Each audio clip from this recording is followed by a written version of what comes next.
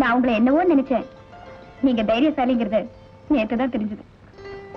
நாட்டுல எவ்வளவோ மாறுதல் ஏற்பட்டிருக்கு. ஆனா உன் மாமன மாதிரி ஒரு சிலர் இருக்கிற இடத்துல கண்மூடித்தனமான பழக்க வழக்கங்கள் இன்னும் அப்படியே இருந்துகிட்டு இருக்கு. துணிச்சலை எடுத்து போராடினாதான் இதையெல்லாம் மாத்தி அமைக்க முடியும். தீண்டாம அடியோட ஒளிஞ்சிருச்சுன்னு நினைச்சேன். ஆனா நம்ம ஊர் நிலைமையை பார்த்து அதிர்ச்சி அடைஞ்சிட்டேன். எனக்கு இதை பத்தி எல்லாம் ஒண்ணும் தெரியாது. இத பாரு, கோயில்ல கூட உயர்ந்தவங்க தாழ்ந்தவங்க பாகுபாடு. வேற ஏதாவது பேசுவோமே. பேசுவோமே. எங்க மாமா கூட விரோதம் வச்சுக்காதீங்க. அப்ப உன்னை மறந்துருன்னு சொல்ற முத்து. நாம பழகிறது உன் மாமனுக்கு தெரிஞ்சா என்ன நடக்கும்? நான் அதை பத்தி கவலைப்படல. எப்படி? இந்த ஊர்ல இருக்க முடியாது, எங்கயாவது போயிடலாம். அது தப்புமா? அப்படியா? நான் என்ன செய்வேன் தெரியுமா? என்ன செய்வ? நான் உங்களையும் எடுத்துட்டு ஓடுவேன். நீ செஞ்சாலும் செய்வ.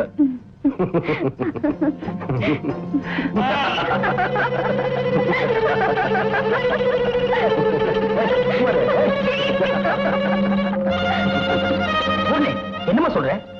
அடுத்தவங்களுக்கு சொந்தமான பொருள் மீது ஆசைப்படுறது தப்பு இல்லையா? எனக்கு புரியுது. ஆனா நீ ஏமாந்துட்ட. இது சரியானு நானே முத்துவ கேக்குறேன்.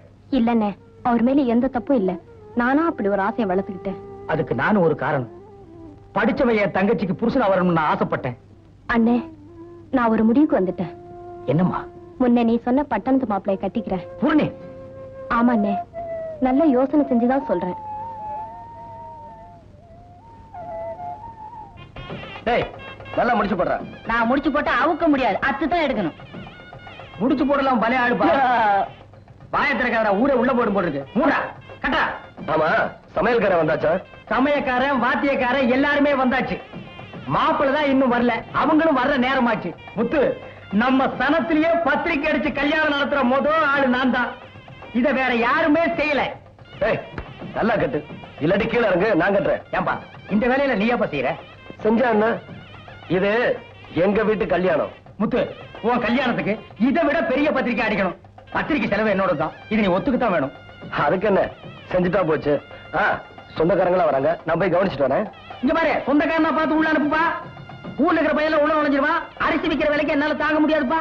மாப்பிள்ளை வந்தாச்சு. வாங்க வாங்க வாங்க வாங்க, இப்படி உட்காருங்க. உள்ள வாங்கம்மா, இப்படி உட்காருங்க. எல்லாரும் பஸ்ல தானே வந்தீங்க? ஆமா. எல்லாருக்கும் பஸ்ல இடம் வசதியா கிடைச்சுதா? சமையல்காரனுக்கு ஏற்பாடு பண்ணிட்டேன். 250 ரூபா. எதுக்கு? பாத்திய வாசிக்கிறவங்களுக்கு. நம்ம சரத்திலேயே பத்திரிக்கை அடிச்சு கல்யாணம் நடத்துற போதும் ஆளு நான் தான். வணக்கம். என்ன அப்படி பாக்குறீங்க? நமக்கு சொந்தம் தான். பேரு முத்து, படிப்பு BA. நம்ம சனத்திலேயே முத BA படிச்ச ஆளு இவரு தான். சமையல் ஆயிடுச்சு. சமையல் ஆயிடுச்சா? எல்லாரும் சாப்பிட வேண்டியதான். நம்ம சனத்திலேயே சமையல்காரரை வச்சு சமையல் பண்ண ஆளு நான் தான். பேசிட்டு இருக்க, வந்துடுறேன். அத்தை அத்தை, எங்க பூர்ணி? தண்ணிக்கு போயிருக்கு. கல்யாண பொண்ணு எதுக்கு தண்ணி கருப்புறீங்க? நீங்க யாராவது ஒருத்தர் போயிடக்கூடாதா? என்னத்த நீங்க?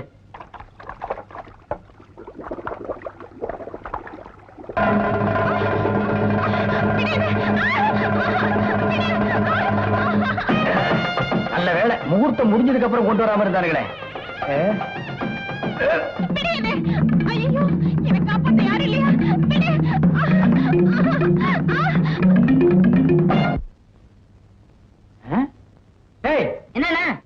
என்னடா மைக் பாட மாட்டேங்குது? இன்னும் கனெக்ஷன் கொடுக்கலையே. 120 ரூபா கொடுத்துருக்கேன். நம்ம சனத்திலேயே மைக் செட் வச்சு கல்யாணம் நடத்துற முதல் ஆளு நான் தான்டா. சீக்கிரம் கனெக்ஷன் கொடுக்க சொல்லு.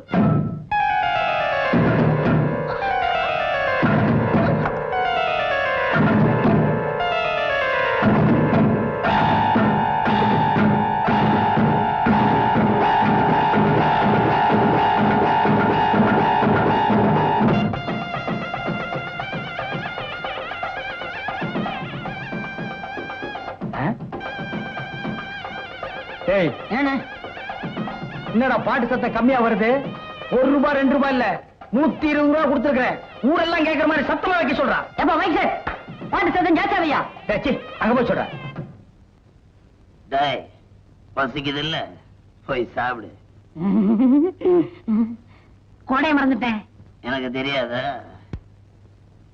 எங்க தண்ணிக்கு போன பொண்ணு என்ன காணோம்?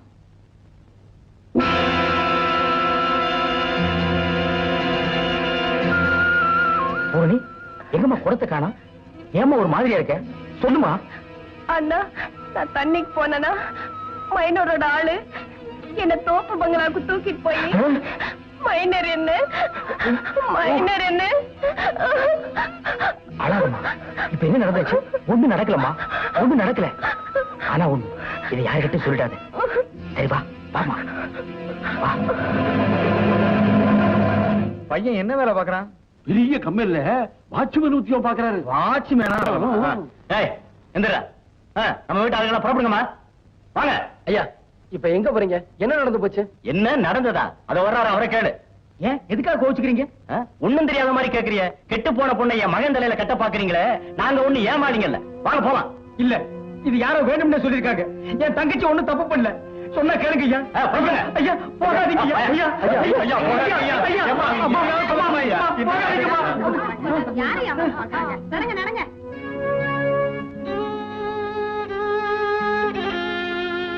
முத்து முத்து, என் நிலைமைய பாத்தியா? என் தங்கச்சி கல்யாணத்தை கண்ணார பாக்கணும்னு நினைச்சேன். ஆனா இப்போ முத்து.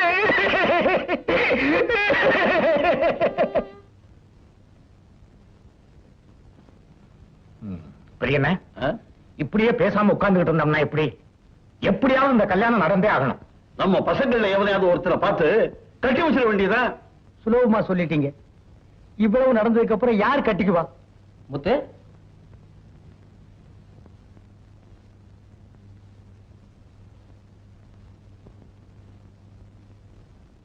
பூரணிய நான் கல்யாணம் பண்ணிக்கிறேன்.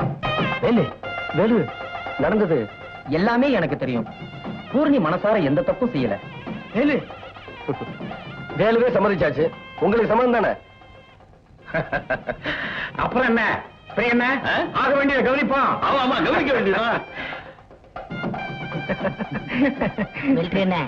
என்னடா உங்க மொட்டைத்தனத்தெல்லாம் பூரணி அக்கா கிட்ட காட்டாதீங்க. சின்ன பொண்ணு. சின்ன பிள்ளை, பெரிய பேச்சு எல்லாம் பேசாதடா. இவனா சின்ன பையன்?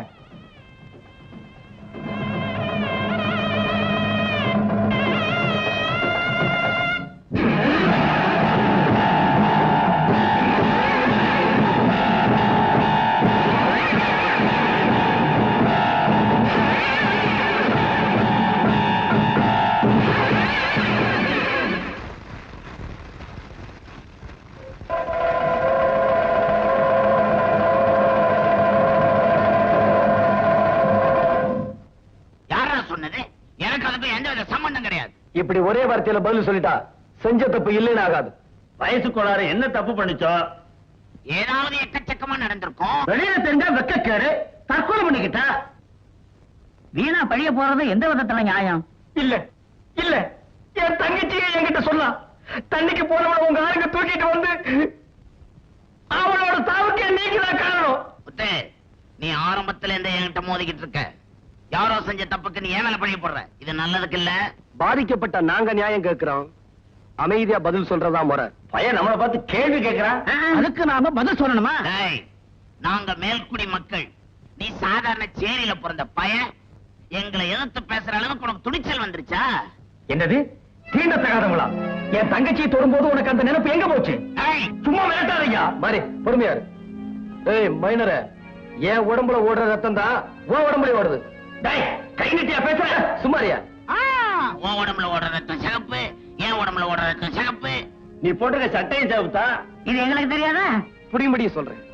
நீ சின்ன வயசா இருக்கும்போது வண்டி கவிழ்ந்து பலமா அடிபட்டப்போ ஆஸ்பத்திரிக்கு கொண்டு போனாங்க. ரத்தம் தேவைப்பட்டுச்சு. தேவையான ரத்தம் கிடைக்கல. உயிருக்கு ஆபத்துங்கிற நிலைமை. தீண்டத்தகாதவங்க யார நீ கேவலமா பேசுறியோ அந்த சேரியில பிறந்த எங்க அப்பா ரத்தம் கொடுத்தாரு. நீ உயிர் படைச்ச. டேய், ஏதோ எங்களுக்கு தெரியாத கதையை சொல்ற மாதிரி சொல்றியே. இந்த பழைய கதையெல்லாம் எங்ககிட்ட வேணாம். இந்த உலகத்துல பிறந்த எல்லா ஜீவன்களிடத்திலும் பாகுபாடு இல்லாம அன்பு செலுத்த சொன்னார் புத்த பெருமான். தீண்டாமை என்பது மனித சமுதாயத்தில் சுயநலவாதிகளால் ஏற்படுத்தப்பட்ட கொடுமை. இது அகற்ற அல்லும் பகலும் பாடுபட்டார் அண்ணல் காந்தியடிகள். கண்மூடித்தனமான பழக்க வழக்கங்கள் மண்மூடி போக வேணும்னு தன் வாழ்நாளையே அர்ப்பணிச்சார் தந்தை பெரியார் அவர்கள். இப்பெருமக்களின் தன்னலமற்ற பணியால் நாட்டுல மறுமலர்ச்சி ஏற்பட்டுச்சு. ஆனா உங்கள மாதிரி ஒரு சிலர் இன்னும் மாறவே இல்ல. நீங்களா திருந்தணும். இல்ல திருந்த வைப்போம். இல்லனா வேரோட ஒழிக்கிறத தவிர வேற வழியே இல்ல. பாரியா என்னமோ பேசுறான்.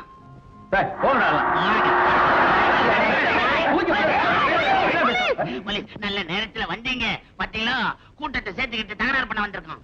நீங்க முன்கூட்டியே ரிப்போர்ட் கொடுத்தது நல்லதா போச்சு. நடக்க ஸ்டேஷனுக்கு. சார், நாங்க நியாயம் கேட்க தான் வந்தோம், தகராறு பண்ண வரல. எதுவா இருந்தா ஸ்டேஷன்ல வந்து பேசலாம், வாங்க. போடா முறைக்கிறான் முறைக்கிறான். போடா பெரிய ஆள், இவங்க மேல நம்ம ஆள்லாம் பார்த்துருக்கு.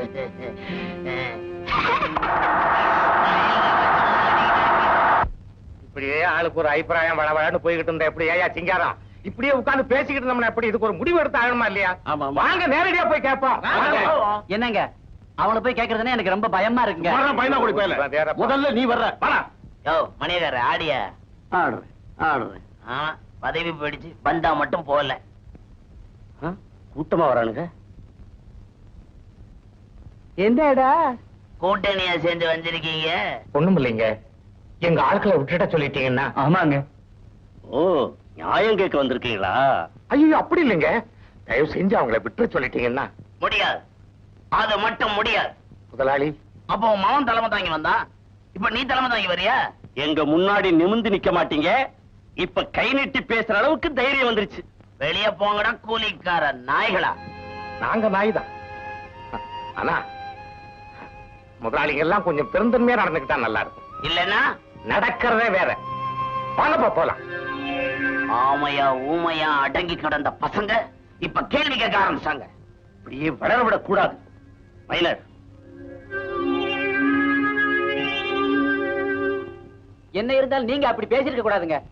உன்னை இது வரைக்கும் பயந்தாங்குள்ள பேன்னு தான் நினைச்சேன். சுத்த வேலை கட்ட வேலாம இருக்க. ஏன்டா அவங்க நம்மளை மதிக்கலன்னா நாம ஏன்டா அவங்கள மதிக்கணும்? தகராறுக்கு வந்துட்டாங்கன்னா வரட்டுமே. என்னைக்கு இருந்தாலும் சாவ போறவன் தானடா நாம. என்ன இருந்தாலும் சரி. அந்த உயிர் இப்பவே போட்டு வர வேண்டியது.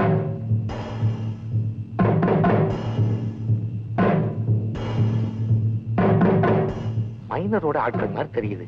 வாங்க எங்க ஒண்ண பாத்துருவோம். வெள்ளச்சாமி, இருக்கிற தனிக்கம்பெல்லாம் கொண்டு வராங்க. அவங்க எல்லாரும் தகராறுக்கு தயாரா இருக்காங்க போல இருக்கு. பார்த்தா அப்படித்தான் தெரியுது. இவங்களை இப்படியே விட்டு வைக்க கூடாது. டேய், அவங்க துப்பாக்கி வச்சிருக்காங்க. எல்லாரும் கலந்து வீட்டுக்குள்ள போங்க.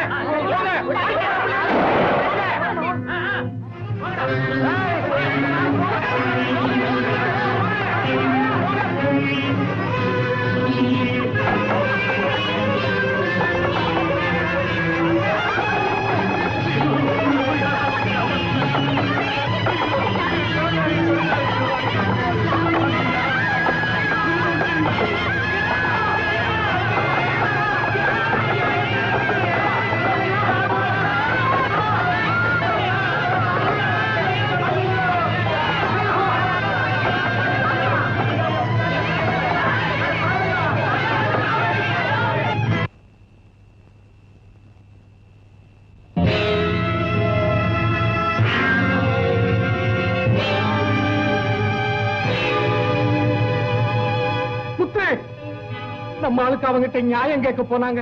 அதுக்காக மைனர் கூட்டம் துப்பாக்கியோட வந்தாங்க. நம்ம ஆளுக்கு பயந்து போய் வீட்டை தாழ் போட்டுக்கிட்டாங்க. கதவை திறக்க முடியாம செஞ்சு தீ வச்சுட்டாங்க.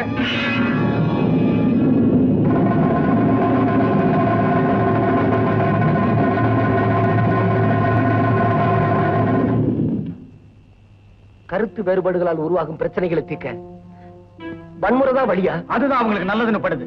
அதனாலதான் இந்த காரியத்தை செஞ்சிருக்காங்க.